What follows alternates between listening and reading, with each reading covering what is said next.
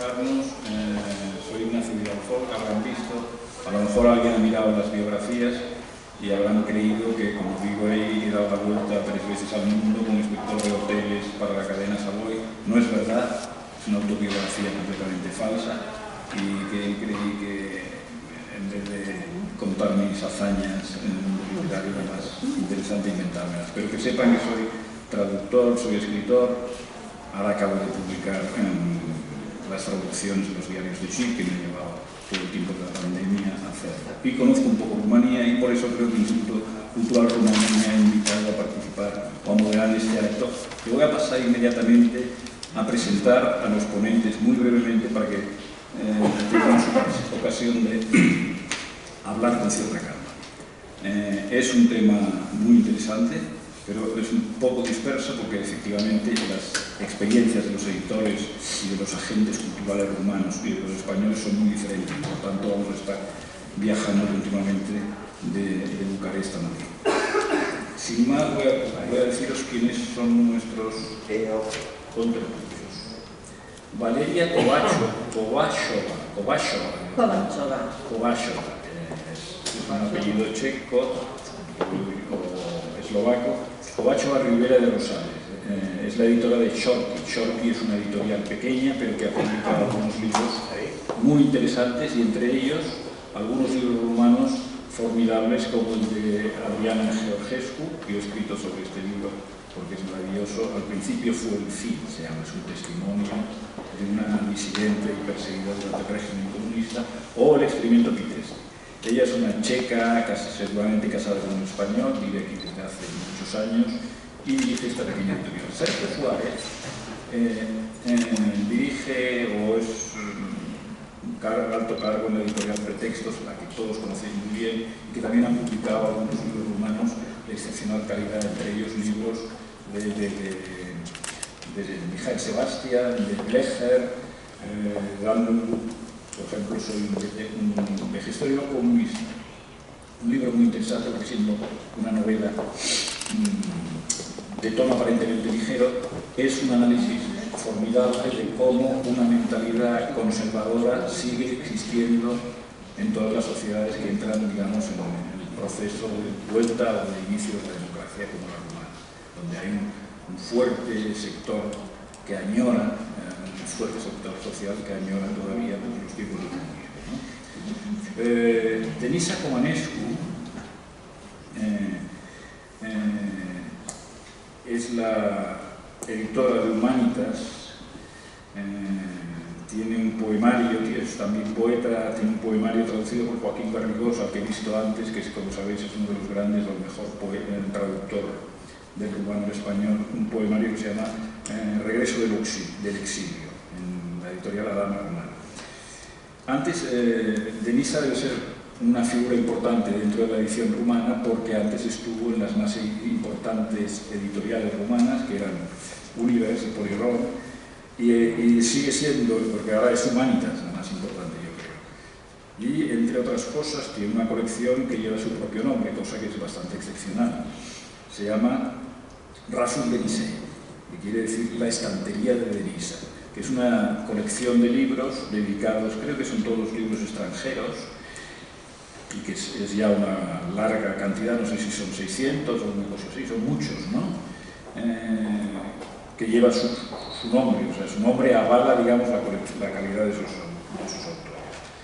Y tenía que saludar también a Oria Barna, que aquí lo tenemos, director del Instituto del Centro del Libro en Bucarest. Del Centro del Libro en Bucarest, que es un centro, es una institución muy importante del estilo de Cervantes, pero yo creo que más meritoria porque lleva menos tiempo y en cambio ha desarrollado un trabajo extraordinario durante todos estos años. Él creo que fue delegado del Instituto Cultural Rumano en Madrid hace unos cuantos años, sí, habla perfectamente el español y es un placer tenerlo aquí también. Yo creo que ya estamos todos.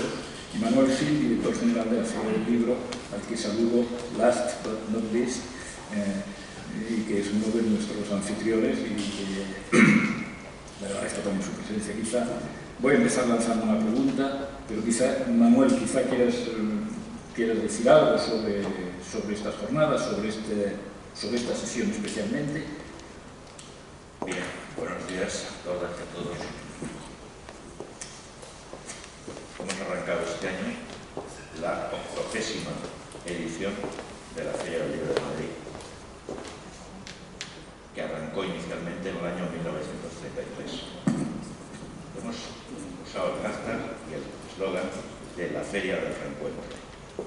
Había que volver, no podíamos estar 2 años sin Feria del Libro de Madrid. Los resultados, la iniciativa, pues evidentemente tenemos críticas derivadas del tema del control de aforo, que es completamente ajeno a nosotros, y lo que nos está sorprendiendo es la respuesta. Pensamos en un determinado momento que la gente se iba a retraer de venir. Es una feria de un origen también muy familiar. Los niños vienen con sus padres, a su vez han venido en otra época con sus abuelos. Eso está en el ADN de la ciudad. Entonces yo, un evento como este, en el marco de lo que es la feria, acabo de venir ahora mismo también de otro evento que se está produciendo en este momento en Casa América, el Leer Iberoamérica Lee. Es decir, yo creo que lo que hacen es engrandecer la feria. Engrandecer la feria porque el problema que muchas veces tenemos las ferias es encontrar un equilibrio entre el comercio y la cultura. Yo cada día soy más partidario de mitigar un poco el comercio y desarrollar fundamentalmente la cultura. Eventos como este me parecen fundamentales. Yo, de hecho, en Rumanía, tenemos una lista de países en espera enorme. En la segunda feria que dirigí, en 2018, estuvimos precisamente en Rumanía. ¿Cuál era el problema? Pues evidentemente que queríamos visibilizar determinados países, o bien porque tenían una tradición interesante literaria que había que traer, o bien que había comunidades importantes en este país, ¿no? Entonces, desde luego, para nosotros es un motivo de orgullo y es un privilegio que este tipo de cosas se celebren en Madrid en un momento como este, donde lo que teníamos que hacer era reencontrarnos, salir y, en algún caso, como decía Benedetti, defender la alegría que falta hace, ¿no? Es un poco la idea, ¿no? Muy bien, muchas gracias. Voy a hacer una pregunta para todos nuestros invitados rumanos y españoles, ya que hablabas tú del equilibrio entre la comercialidad y la cultura en la Feria del Libro. Una cosa que me ha llamado mucho la atención estos días en la prensa es que con la pandemia, en vez de hundirse el negocio del libro o el comercio del libro, parece ser que ha subido, y los editores, francamente, con los que yo he hablado, los editores españoles con los que he hablado, están muy contentos y muy esperanzados después de unos años que han sido muy angustiosos, Entonces mi pregunta sería para todos los que queráis responderla. ¿Ha pasado lo mismo en Rumanía? ¿Ha pasado lo mismo con la edición rumana? ¿Se ha potenciado la venta de libros o allá no ha pasado esto? Igualmente diría a los editores de Pretextos y de Chorqui, si ellos en la edición general de sus libros, y especialmente en la de los libros rumanos, si habéis publicado algunos últimamente, Chorqui desde luego que hace muy poco que ha publicado algunos libros rumanos, han notado también esas cifras esperanzadoras, esa mejora. ¿Quién quiere empezar? În pandemie, în timpul pandemiei s-a întâmplat o mutație care de fapt s-a petrecut peste tot în lume, și anume librăriile fizice s-au închis și toată vânzarea de carte a trecut pe internet. Multă lume care nu folosea internetul înainte, din frică, din diferite considerente, a fost obligată să folosească internetul, în primul rând pentru cumpărăturile vizuale și apoi pentru cărți. A crescut fantastic, în așa fel încât în timpul pandemiei s-a constatat că scăderea vânzărilor față de un an de vârf, care a fost 2019, a fost per total numai cu 10%.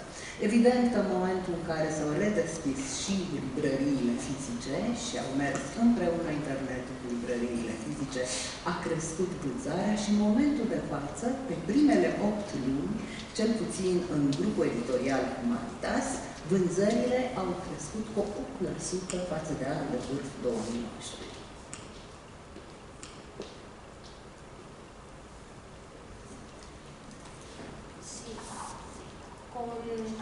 ocasión de la pandemia ha sucedido una mutación en todo el mundo. Las librerías físicas se han cerrado y la gente se ha visto obligada a comprar cosas por internet. Y ha tenido que comprar de todo, desde las cosas para comer, incluso libros. Y es gente que muchas veces tenía reticencias en ir a hacer compras por internet. Y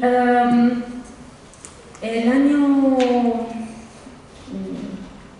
máximo de venta ha sido el año 2019. Durante la pandemia la venta de libros ha disminuido solamente un 10%, pero una vez que se han vuelto a abrir las librerías y entonces las compras han sido híbridas por internet y también en la librería física, podemos decir que las ventas se han incrementado un 8% con respecto al año 2019. Fantástico, gracias. Añadir sí, en relación con lo que ha dicho Denisa Comonescu, me parece interesante porque el Bookfest, la Feria del Libro de Bucarest de este año, ha tenido que hacerse online y no hubo manera. Y yo mismo, de mi experiencia personal, he presentado un libro sobre un libro de humanitas, justamente, online, con los escritores. El dueño de la pastelería, que tengo una muy conocida en Barcelona, en la Rambla, y por ahí hay varias. Y la escritora, es una historia hermosa sobre la pastelería de Barcelona y ahora más en España y en el mundo intentan. No me acuerdo, pero sin duda muchos la conocen. Y ha resultado una presentación interesante de libros cada día, durante una semana, cada hora o hora y media, había presentaciones online de ese tipo, seguidos de muchísima gente, inesperadamente, seguramente no cuanto podría abarcar el Bookfest en vivo y en directo. Claro que el público no ha podido entrar y ojear y ver libros y comprar directamente, pero como decía Denisa, un récord sí que se ha registrado este año con respecto al 2019. Oye, ya que has mencionado la Feria del Libro de Bucarest, había otra, el IASH, que yo estuve una vez, creo que fui a la primera convocatoria, y creo que fui como periodista, y tenía una ambición tremenda aquella feria, todavía se celebra. Su ambición era convertirse en la gran feria del libro del este de Europa, es decir, de Rumanía, Ucrania, Rusia, Besarabia, Moldavia, Moldavia. Sí, Besarabia, de hecho, pero en fin. Sí. Tenía de entrada una cosa muy buena porque estaba organizada dentro de un mall de ese inmenso, en el centro de Iași, de un edificio enorme. Iași, perdón, para los que no lo sepan, pues es una ciudad, digamos, hacia el noreste, sí, con una gran tradición de universidad, de estudios, por eso tenía sentido también que hubiera escritores de talento como Mihai Eminescu, Sadoveanu y otros, tantos otros, sí, muy sensibles, los moldavos de un lado y de otro, pero sí avanzan, pero la situación ha sido la misma, desgraciadamente. También se han tenido que hacer pocas cosas. Apenas este verano y este otoño han empezado como aquí, o un poco antes. Pero se sigue mucho y si volvemos al caso, yo tengo una cosa que decirles sobre nuestro público, las editoriales y la situación que nos espera, pero cuando... Perfecto, luego hablamos de ello. Primero acabamos la ronda esta. Sergio, ¿tú qué...? Al revés que Denisa Comonescu, que tiene unas cifras exactas de venta, y quizá sería Manuel que puede tener unas cifras mejores de cómo ha influido este tiempo de confinamiento y de pandemia en las ventas y en la lectura, ¿no?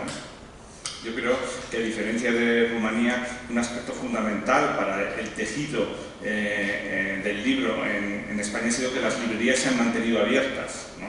Y que gran parte de las ventas de libros han sido en las librerías más que en las plataformas online, ¿no? En un momento, sobre todo a partir de los primeros meses, ¿no? A partir de cuando en abril, mayo ya pudieron abrir, ¿no?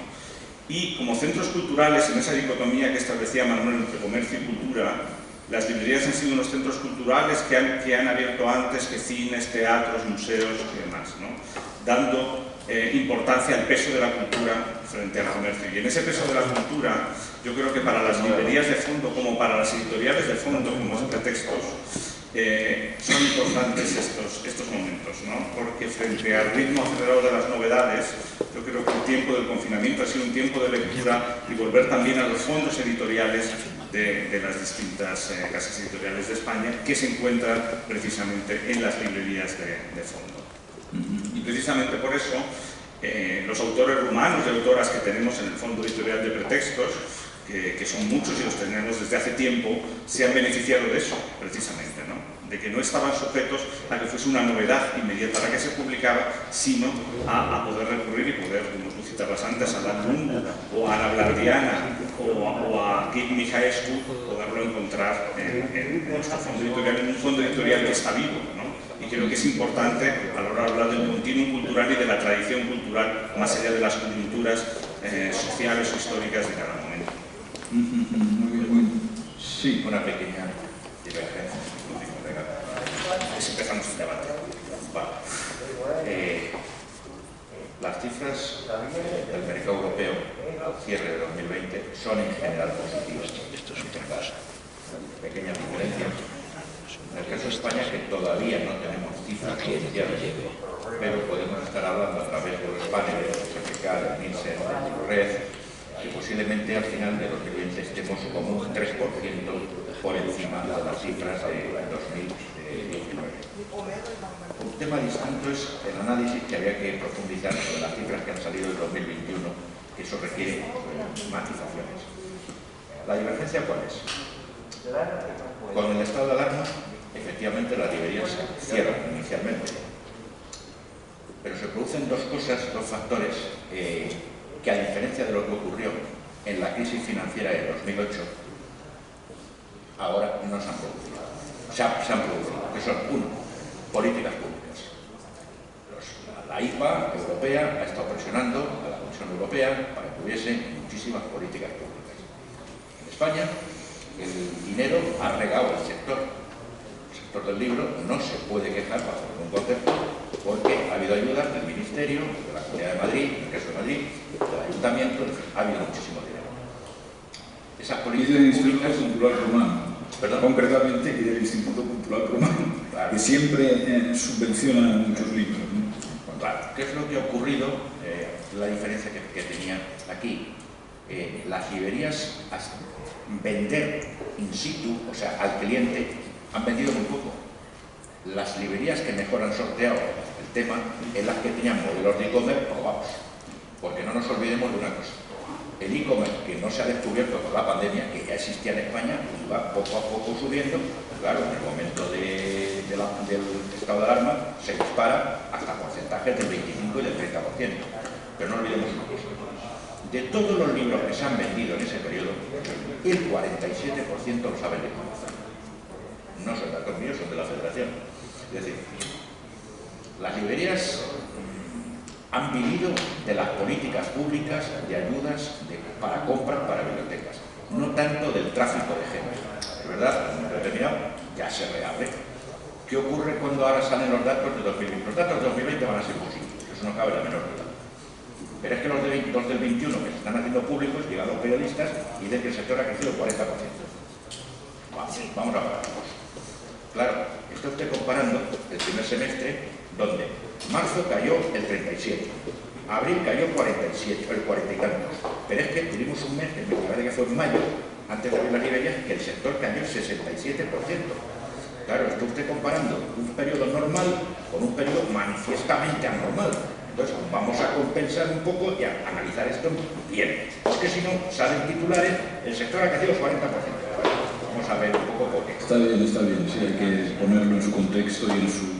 Luego haré una pregunta sobre el tema porque es interesante. Pero primero quería acabar con esta ronda, por lo menos, Valeria, dinos si también a Chorky, que yo he mencionado alguno de estas maravillas que has publicado, si ha notado, pues quizá al hilo de esto que acaba de decir nuestro... Pues una cosa muy concreta, voy a decir solo, porque nosotros justo antes de la explosión, o como llamar eso, de la pandemia, hemos publicado el experimento Pitesti o sobre el poder omnímodo.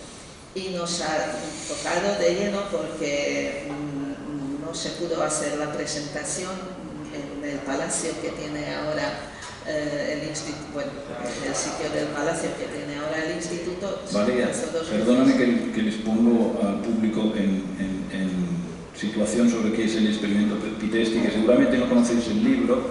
Es un experimento de reeducación que se hizo, es un libro sobre un pavoroso experimento de reeducación de los llamados legionarios, de la extrema derecha, que era muy abundante, había muchísima, sobre todo de la juventud, que formaban parte pues, de la Legión del Arcángel San Miguel, creo que se llamaba la Legión.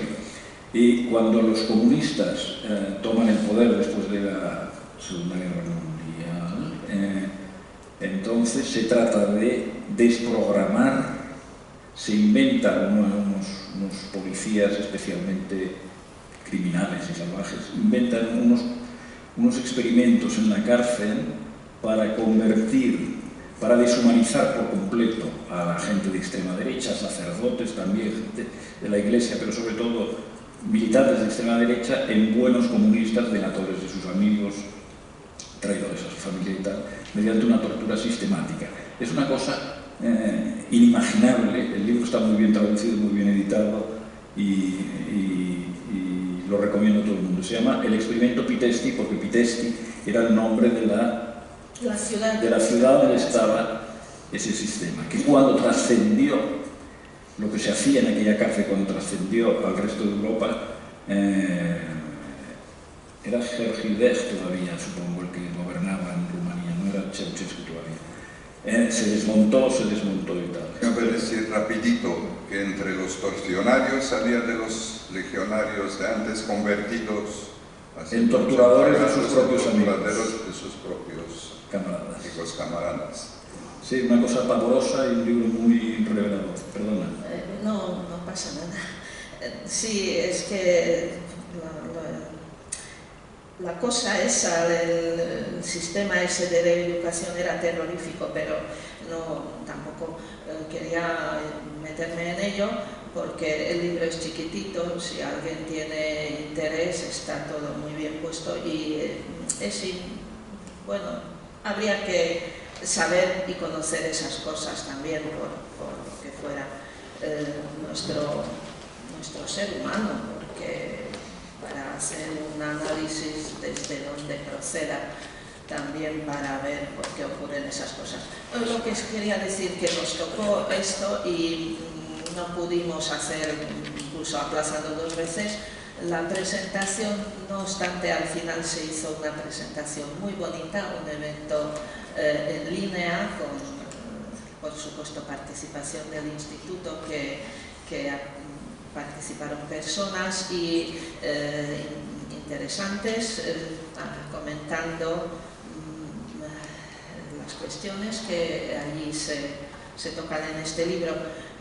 Y bueno, y cuando tenemos un evento muchas veces arrastra un poco a algún otro libro, por ejemplo el que tú comentas de Adriana Georgescu, que también es un testimonio espectacular, importantísimo de una época un poquitín anterior al experimento, y se vio un pequeño movimiento de este libro, también de Adriana. Como tenemos un distribuidor unificado, yo no sé si luego los libros van directamente a las librerías o van a los vendedores online o van a Amazon o van a otro, pero sí, algo se ha se ha visto en esa época que no estaba muerto la lectura y nuestros lectores estaban allí. Muy bien, muchas gracias. Oria, ¿tú querías comentar algo antes? Yo quería comentar el tema general desde mi punto de vista, en qué nos viene por delante, con o sin reseteo, no importa. Creo que no importa. Creo que entre escritores, tecnoescritores y ensimismados de genio como Antonio Gamoneda y otros, y de Rumanía también, a estos escritores que escriben con la receta delante. Hay programas de escribir literatura cada año más perfeccionados que se ponen, que satisfacen el público al lado de lo que las televisiones, las películas y otros dan todo fácil, digamos, estamos entre conocedores. La mayor parte del público lo quiere fácil, predictible, agradable, con un pequeño movimiento sorpresa y con un final feliz. Finales felices, pero perdices no comen. Y es lo que pasa, si quieren, ahora voy al grano, pero le doy un contraejemplo, como se dice, para entender mejor. Los médicos y la medicina. Yo creo que se tiene que hablar de arte médico, no de ciencia. Los médicos son artistas, a mi parecer. Aprenden en la universidad, luego los más diligentes, muchas ciencias, desde la anatomía a la biología, microbiología, física, química y toda la compañía cantante, que se llega a un punto de contacto humano con el paciente, y si eres médico artista, es una licencia, pero la entienden. Pero eso lo veo yo. Los médicos auténticos ven en cada paciente un caso, ven en cada persona humana y así es, al fin y al cabo el diagnóstico se pone de esa manera. Luego sí, el tratamiento se hace según las reglas, y los tecnomédicos son los que trabajan con protocolos, como los artistas. Los escritores trabajan con estos protocolos, con programas mientras que la mayor parte del público lo quiere así o está acostumbrado. Y lo que les quiero decir, y creo que va a eliminar poco a poco, desde escritores hasta editores y, en fin, generadores de ayuda como yo, financiera y logística, por programas de operar a pacientes, de diagnosticar de las máquinas, poco a poco, pero no tan, esto no lo veo muy a lo lejos. Como avanzan las cosas, puede ser cuestión de años, porque la gente, el público, los lectores lo quieren ya, lo quieren cada vez mejor, quieren aparatos y soluciones mejores, quieren cambiarse la mano si se la rompen en un accidente o la pierna, cosas biónicas en la medicina.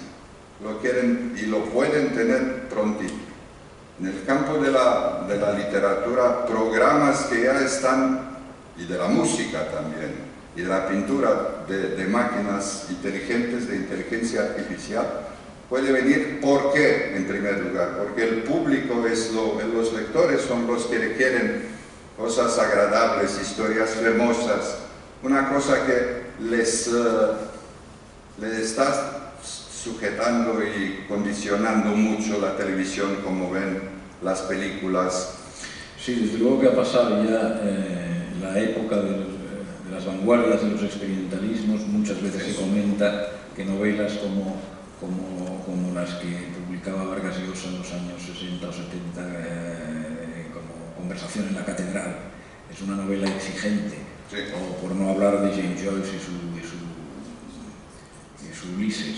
Son libros que corresponden o que no corresponden ya a nuestra época, en el sentido de que ya no hay lectores que tengan la paciencia, la curiosidad o el deseo de conocimiento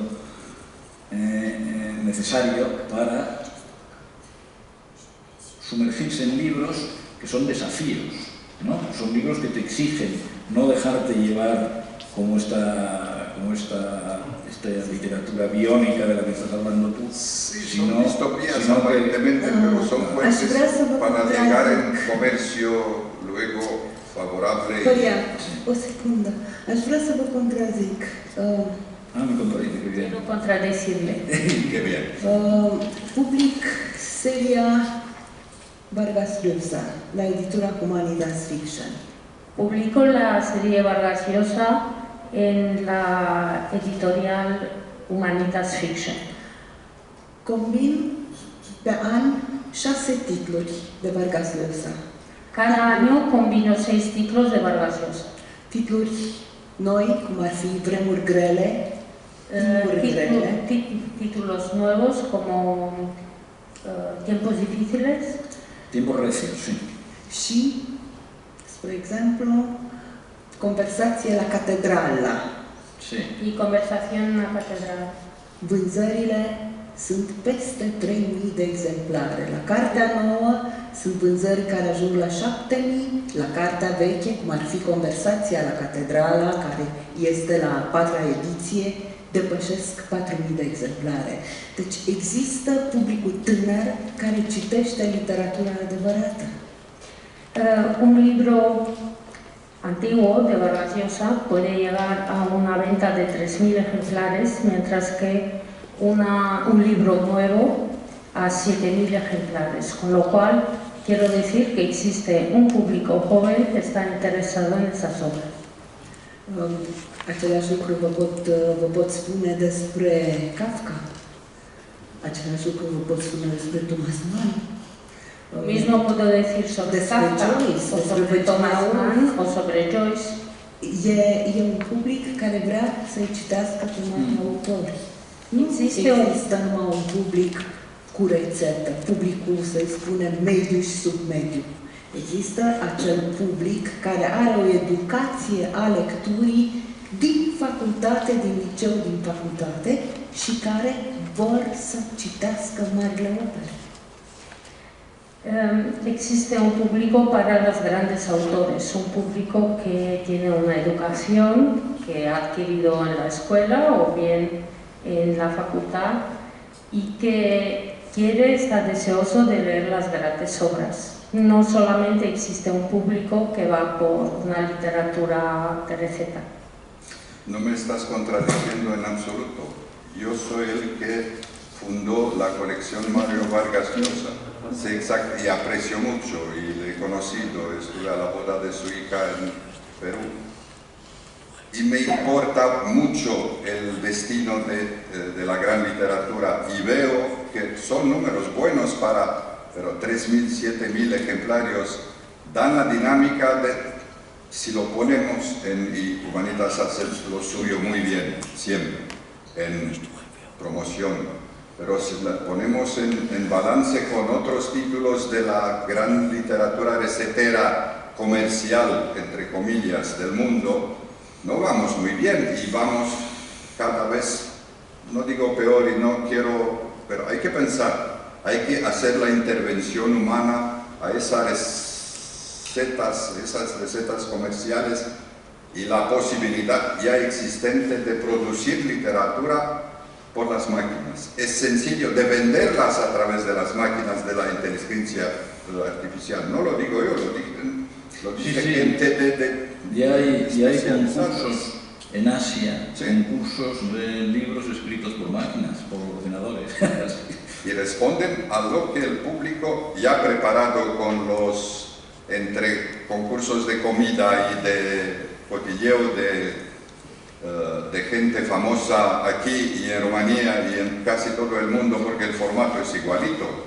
Pero bueno, estas cifras efectivamente que decía la compañera son muy buenas. O sea, claro que Vargas Llosa es un autor conocido mundialmente, pero 7.000 ejemplares, 3.000 ejemplares es para una población como la rumana, que son también 40 millones o 20 millones.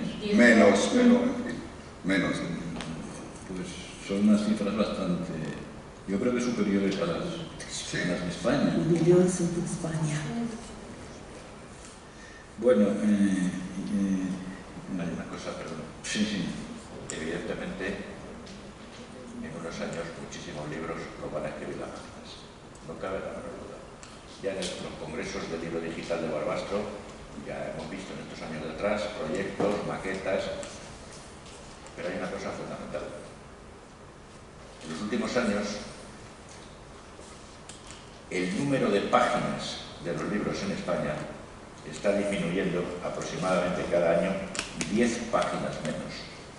Eso ya no tiene nada que ver de momento con las máquinas, pero sí tiene que ver con tendencias que vienen de las redes sociales, de las formas de leer, de las formas de lectura.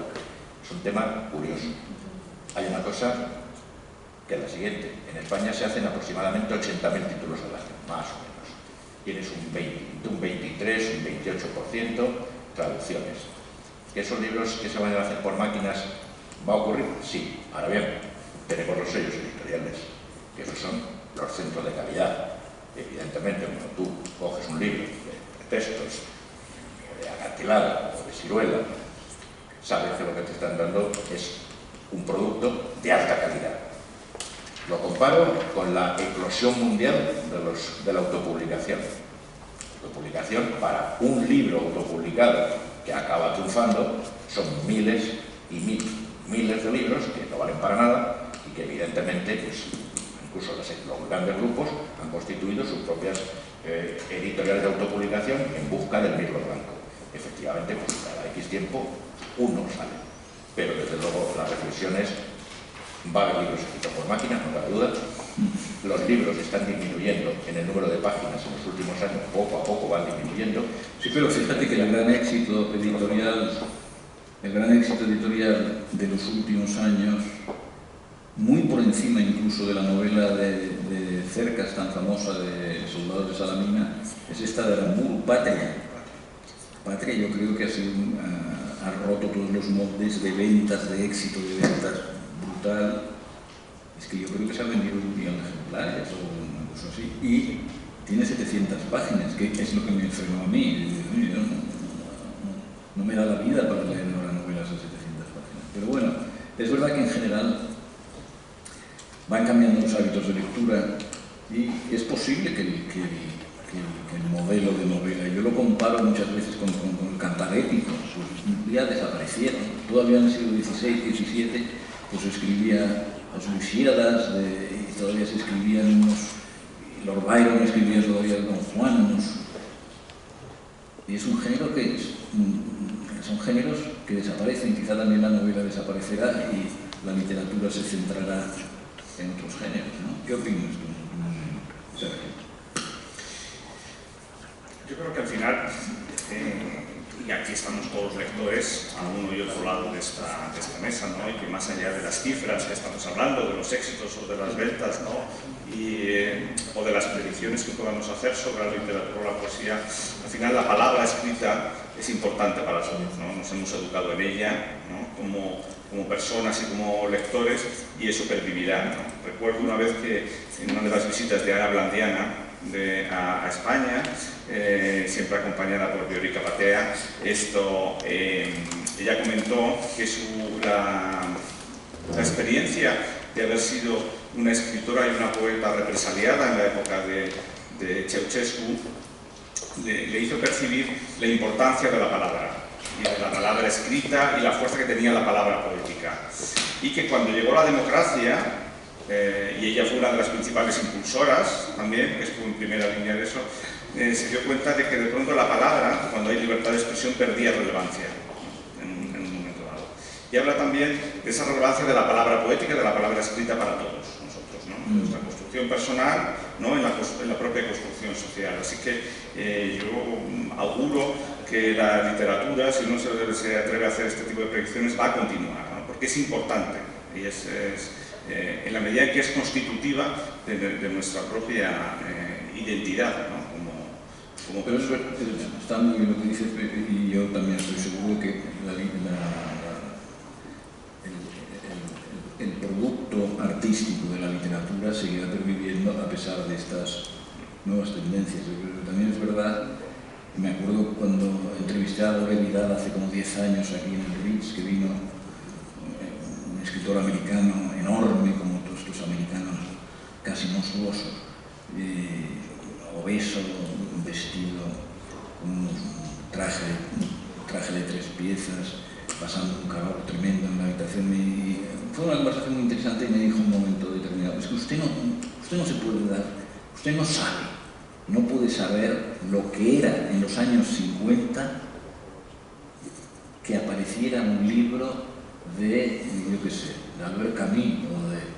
No, usted no sabe lo que era, como cuando aparecía un libro de Faulkner parecía que separaba el mundo. Exactamente, esto ya no pasa, por supuesto, ya no tiene esa trascendencia importante. Lo vi en un hotel de Moscú muy fascinante, un hotel de Moscú que tenía una galería de retratos de todas las personas importantes que habían pasado por el hotel, y mientras las fotografías eran todavía en blanco y negro, las personalidades importantes con las que se retrataba el gerente era Thomas Mann, que había pasado por ahí, Maxim Gorky, que había pasado por ahí, etcétera, todo esto. Pero cuando se pasa ya al gerente retratándose en fotos en color, ya son deportistas, actores de cine, actrices de cine, estas cosas. Es decir, que realmente la función literaria como forma de unión universal, por decirlo así, ha perdido mucha importancia. Quizá porque una persona que interviene otra vez, Ignacio, no debemos nunca perder de vista lo que decía Juan Ramón, ¿no? De los lectores que somos la inmensa minoría. ¿No? La inmensa minoría. Y esa es y aunque suene una frase tópica, pero esa minoría existe siempre, en todos los países, en todas las lenguas, ¿no? Y es resistente en un momento dado. Quizá no serán los mayoritarios, no habrá fenómenos comparables a las de otras disciplinas, y demás, lo audiovisual, el deporte, pero esa minoría existe, se mantiene, se renueva en un momento dado. Yo creo que es una experiencia, en este caso que estamos en un foro hispano-rumano, compartida tanto en Rumanía como en España, ¿no? Y aquí sí quisiera introducir, si me permites, algo que está en el título de nuestra mesa redonda y aunque va a salir esta tarde, que es el papel de los traductores, ¿no? Y de las traductoras en ese diálogo fluido entre las letras rumanas y las letras españolas. Yo creo que es la experiencia de Valeria y nuestra, la experiencia también de Denise en Humanitas, ¿no? Lo importante que son los traductores y las traductoras como lectores privilegiados, para llevarnos a determinados libros que quizá nosotros como editores no alcanzaríamos, ¿no? Sino en nuestro caso, que hemos trabajado con Viorica Patea, con Marian Ochoa y sobre todo, y ahora que está aquí presente, con Joaquín Garrigós, que ha sido mencionado por Manuel Rico antes y por Alfonso Armada, pero yo quisiera también, le decía antes que estas jornadas debían ser un homenaje a Joaquín, porque él ha sido una persona fundamental para el conocimiento de las letras rumanas en España. Nosotros tenemos muchas pruebas, desde las primeras traducciones de Mircea Eliade hasta las últimas de Bosganian o de Dan Lungu, de la importancia de Joaquín Garrigós, ¿no? No solo como traductor, sino como al final son los auténticos embajadores, ¿no? Los que están llevando las letras españolas a Rumanía y las rumanas a España. Sí, sí, sí. ¿Alguien quiere decir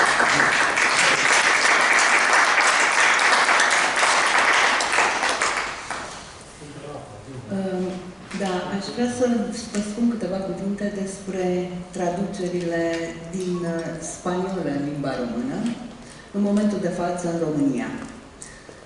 În România, după anii 2000, s-a tradus intens. De ce după anii 2000? A fost comunismul până în 90, a căzut cu toată cenzura ideologică, din 90 până în 2000, lumea a fost interesată de ceea ce era cenzurat înainte. Științe socio-umane, jurnale, memorii, Fenomenul Pitești a fost un bestseller al editurii Humanitas.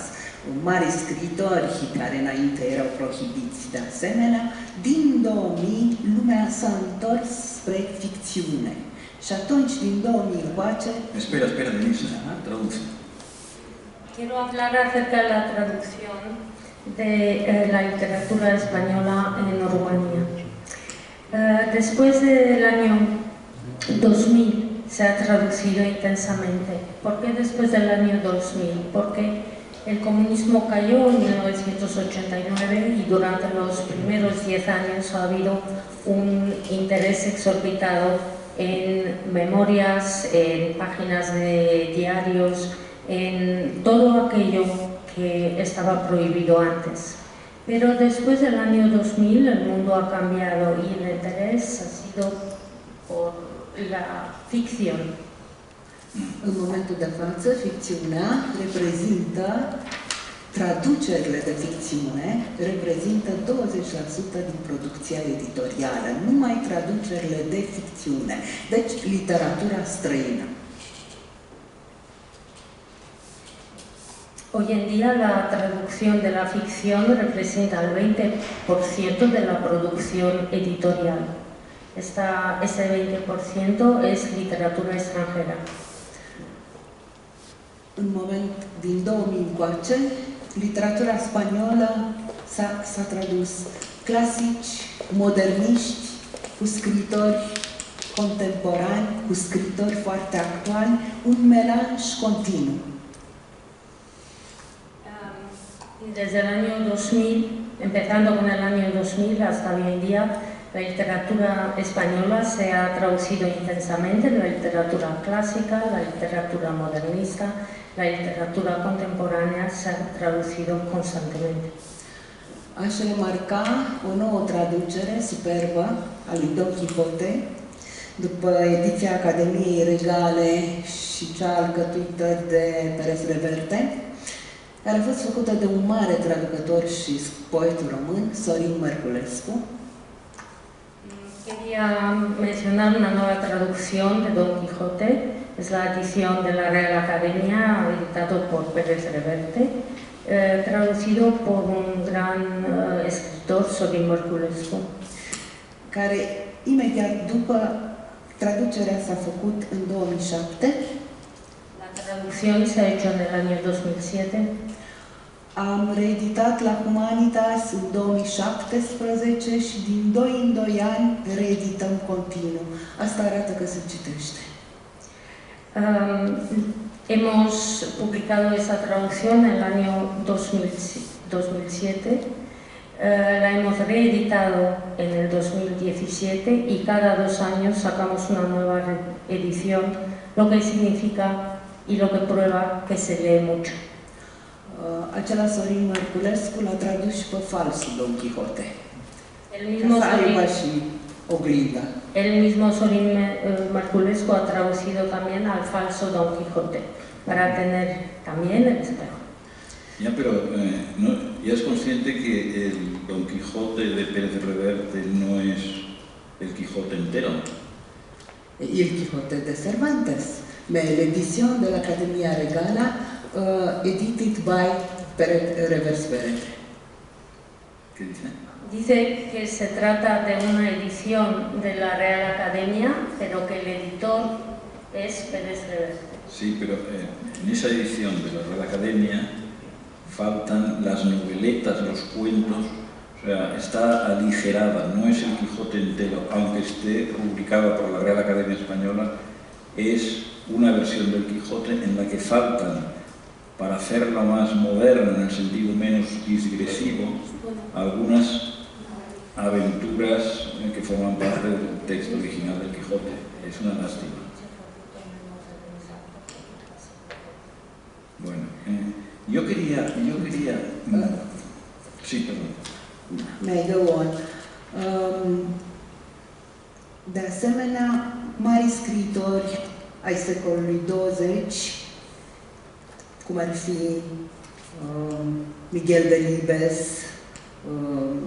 Gonzalo Torrente Ballester, Sela,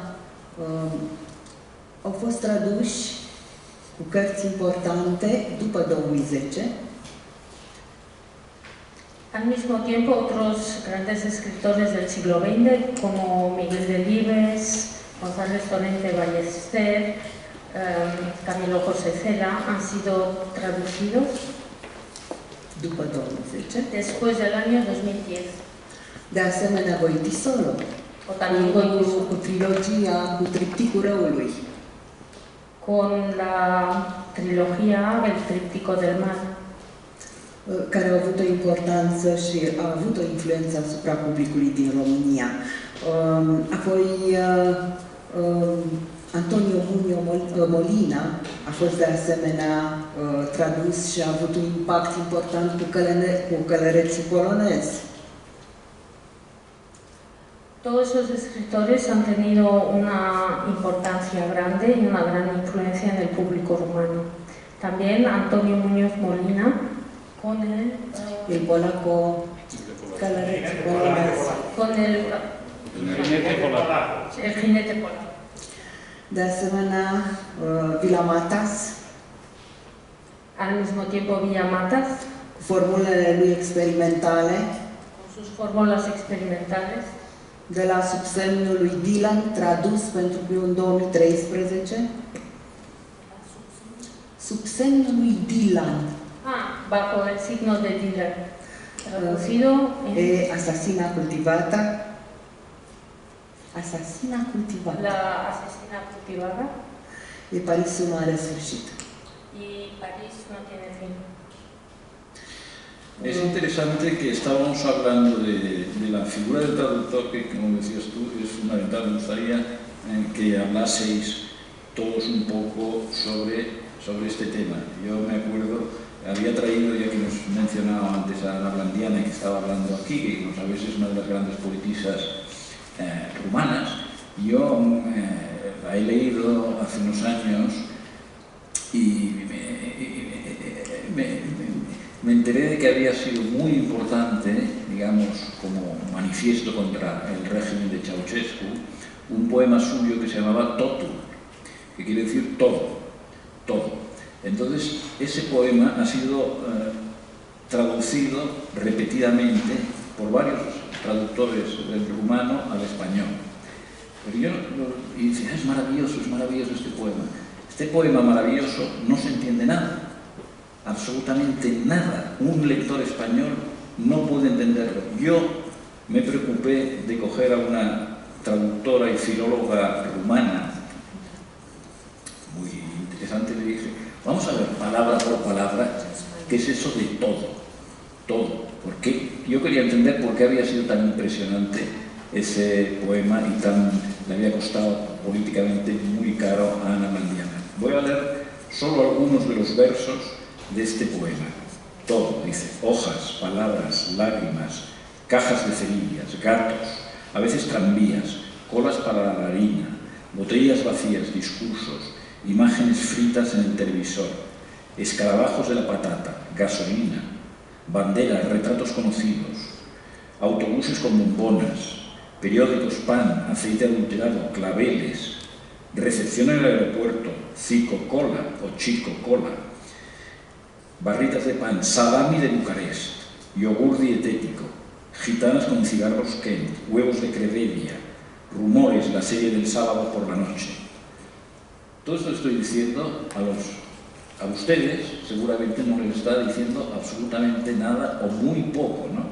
Pero hay que ser rumano o tener un traductor rumano o alguien que entienda las diferencias para explicar que, por ejemplo, dice, a veces tranvías con la palabrina, catarinas, botellas de imagen, escarabajos de la patata, gasolina.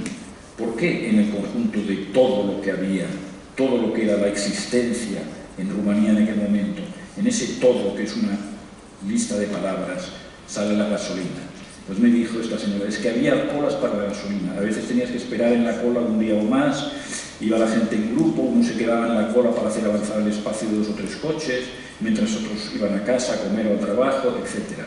Las gasolineras cerraban a las 22 horas, en una época determinada, en los años 80 seguramente, y la gente cerraba el coche y lo dejaba en la cola para volver en la madrugada del día siguiente. Para un número determinado de litros de gasolina al mes. En Bucarest se podía llenar el depósito, pero en provincias cada coche tenía derecho a 10 litros de gasolina al mes. Dice, no, Dar poemul prin acumulare,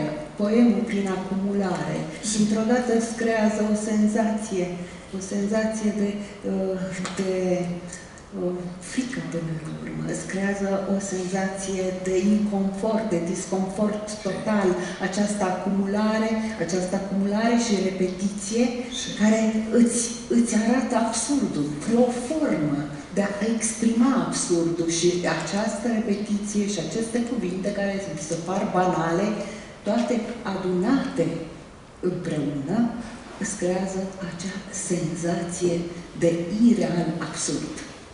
A ver, ¿puedes traducir? Sí. Este poema crea, mediante la repetición obsesiva de las palabras, una sensación de miedo, de falta de confort. La repetición crea una acumulación y llega a expresar una forma de absurdo. Todas esas palabras juntas crean una sensación surrealista de absurdo. Sí. O sea, lo que Ignacio decía era que no son las mismas conexiones para un extranjero. Exacto. Manos con cigarrillos puede parecer algo sobrerealista. Sí. Pero los gitanos eran los que hacían comercio ilícito con tabaco Kent y cualquier marca americana en la época. Que servía de moneda. Y que servía de moneda en la película de Mungiu, de una de sus primeros cortometrajes con cajas de una caja de Kent y whisky. O sea, eso lo da el hijo al padre porque iba al médico y tenía que sobornarle y servir. Pues, es verdad, sí. Es una dificultad. Claro, por ejemplo, tot așa, Javier Cercas e unul dintre cei mai prizați scriitori spanioli în România. Javier Cercas es uno de los escritores españoles más leídos en Rumanía. Sunt foarte locale și soldații de la Salamina și Viteza Luminii, dar și legile frontierei, dar mai ales impostori. Publicul românesc imediat l-a primit și a înțeles despre ce e vorba și a fost fascinat. La fel, Patria lui Aramburu a avut o primire, publicat chiar în 2021, o primire excelentă în România, deși vorbește despre ETA și ce s-a întâmplat cu Bașcii. Aunque las novelas de Javier Cercas también tienen información local, que es muy específica y muy española, tanto en las leyes de las fronteras, los soldados de Salamina o los impostores, el público rumano lo ha recibido y la presentación de ese libro ha tenido mucho éxito y el público se ha quedado fascinado por él. Bueno, lo mismo ocurre con escritores como Aramburu que hablan acerca de ETA. Por supuesto, la novela tiene una ventaja sobre la poesía y es que viaja mucho mejor, incluso mal traducida e incluso a veces amputada. Por ejemplo, pues yo leíamos La montaña mágica en los libros aquellos de Reno, faltaban páginas, era una edición censurada, pero la novela viaja muy bien. No así la poesía es otra cosa.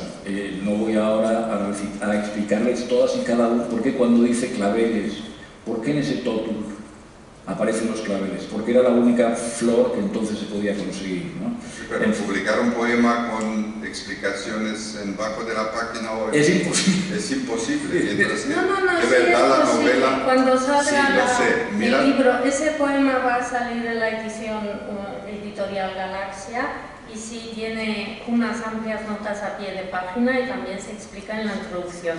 Quiero decir que el diario The Independent publicó este poema y en toda una página del periódico se explicó término por término lo que ocurría. Bueno, es lo que iba a hacer yo prácticamente, pero no nos da el tiempo. Pero ya que hablábamos de todo esto... Yo quería decir, pero ya me voy a repetir porque ya se está aclarando, esa poesía tal y como está traducida es imposible que la entienda uno que no conozca la realidad. De dónde viene y porque son palabras sueltas y porque esa realidad en realidad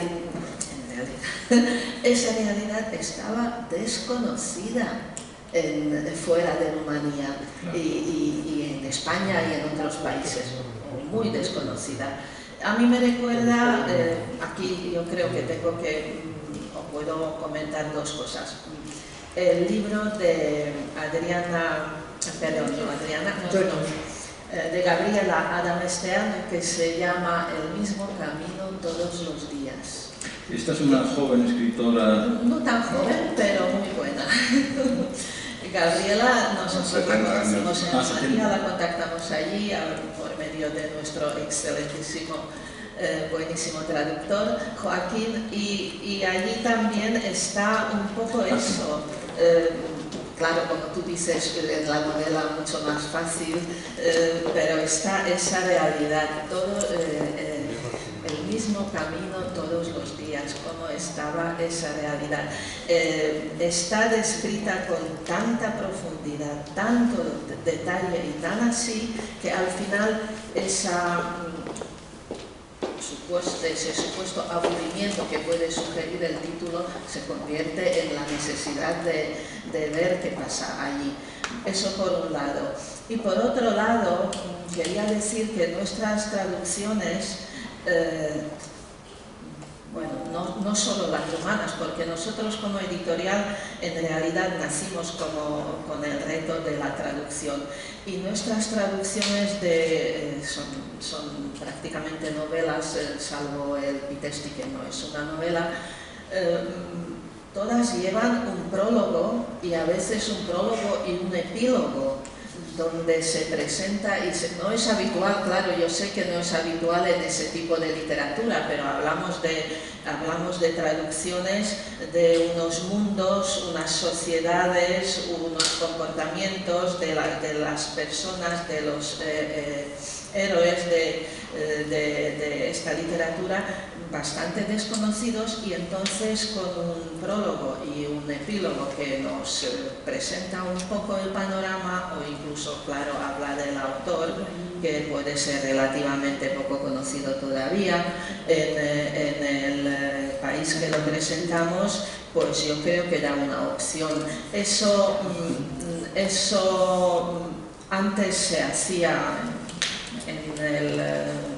en el país de donde yo procedo, que no soy checa, permíteme una pequeña corrección. Mi apellido es eslovaco de un padre húngaro, o sea, yo no soy eslovaca, yo soy de padre húngaro y madre alemana nacida en Eslovaquia, pero eso es otra cosa. Eso también, es que solo también es otra nota al margen, que a veces nuestros hechos proceden de un trasfondo que tenemos, o de un bagaje que llevamos a las espaldas. O sea, yo me he criado en un mundo trilingüe, y allí luego también la necesidad quizá de aproximar estos mundos mucho más pequeños literariamente, que podía al principio ser el eslovaco, checo, bueno, el alemán distinto, y luego también con nuestro encuentro con Joaquín, pues que ha sido una maravilla. Hemos tenido la opción y la necesidad también de presentar, porque la señora de Humanitas dice que, claro, Rumanía después del 89 tuvo la necesidad primero, pues, confesarse de todo aquello que ha ocurrido y asumir, en fin, todo lo que había que hacer. Aquí lo que esto vino un poco después, porque muchos de nuestros libros hablan de esa época, ¿verdad, Joaquín? El de Gabriela, que son dos que hemos traducido, y por ejemplo el libro espectacular de Joan Morad, El negro y el rojo, que es un auténtico Bildungsroman, que sobre la evolución del personaje nos presenta una época un poco anterior de la guerra y final de la guerra, incluso. Perdona, Valeria, que te interrumpa, porque bueno, tenemos que acabar la sesión, pero solo quería decir un minuto, dos proposiciones. Primera, para llegar a comunicar más y colaborar más. España y Rumanía son dos casos muy buenos de fácil entendimiento.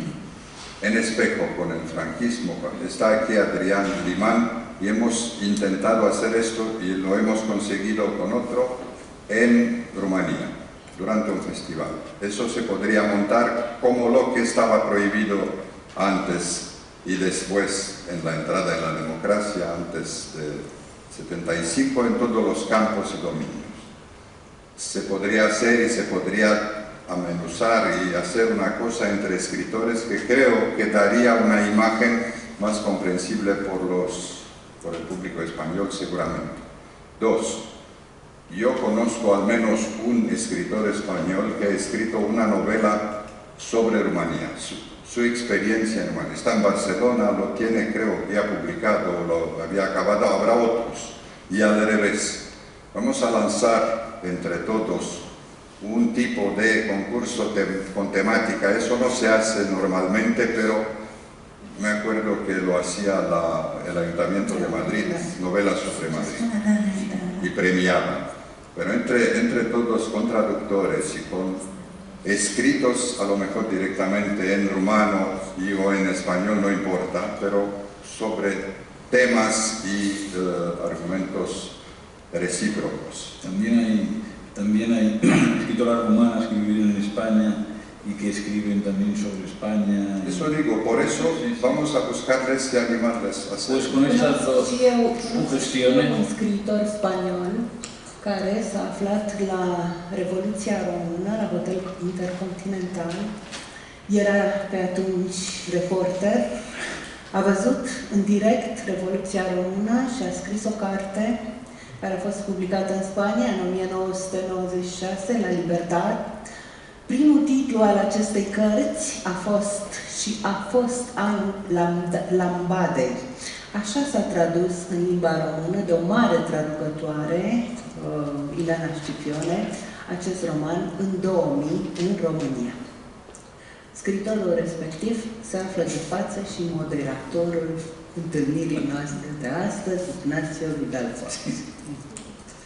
Yo también conozco un escritor español que se encontraba en el Hotel Intercontinental como reportero y que vivió la Revolución Rumana en directo, y en 1996 escribió un libro acerca de esto que se llama La Libertad.